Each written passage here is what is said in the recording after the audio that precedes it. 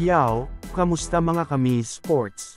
Ngayong araw na ito, ay pag-uusapan natin, Lakers delikado pa. Pag-uusapan na din natin, Lakers may bagong coach na.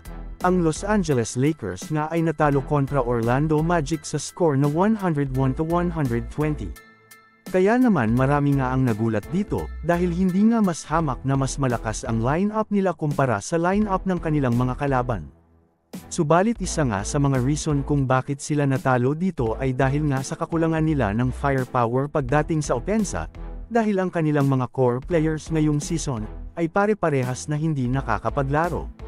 Ito nga ay sina Jared Vanderbilt, Rui Hachimura, Taurean Prince, at Gabe Vincent, na pare-parehas rin may malalaking kontrata sa Los Angeles Lakers. Kaya naman ayon nga sa mga NBA insiders na kung hindi nga agad makakabalik ang mga core players ng Los Angeles Lakers, ay paniguradong mahihirapan sila makakuha ng panalo, at maaring magsunod-sunod ang kanilang mga talo.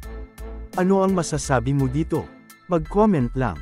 Samantala ako naman tayo sa sumunod na balita na kung saan, sa last 6 games nga ng Los Angeles Lakers, ay wala pang ang nagagawang magandang rotation dito itong si Darvin Ham, kaya naman kaliwat kanan nga ang mga batikos na inaabot nito sa mga NBA fans at NBA insiders.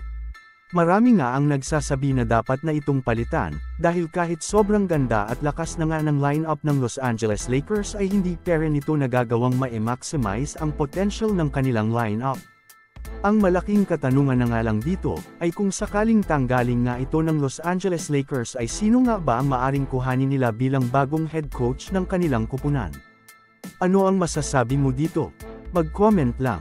So, ayon lamang ang ating mabilisang balita sa araw na ito, sana ay nag-enjoy ka. Huwag mo na ding kalimutang mag-subscribe bilang pagsuporta sa ating YouTube channel. Maraming salamat po.